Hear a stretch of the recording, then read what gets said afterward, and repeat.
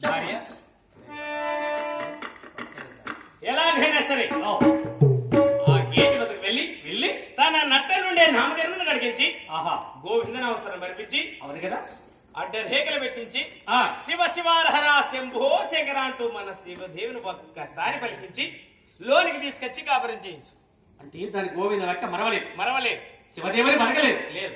అందుకని గేటు వద్ద పెట్టించారు భార్య. అవును, నీవైనా దాని వద్దకెళ్ళి దాని వెట్లా తిరిగి ఇలాగైనా గోవింద లెక్క మరిపించి శివుని మరిగించి లోని తీసుకొచ్చి కాపురం చేపిమంటావు. అవును భార్య, ఈ మాట తీసుకుని వస్తా మరి గోవింద వాక్య మరిపిస్తా శివుని పలికిస్తా లోని తీసుకొని వచ్చి కాపురమే చేపిస్తా.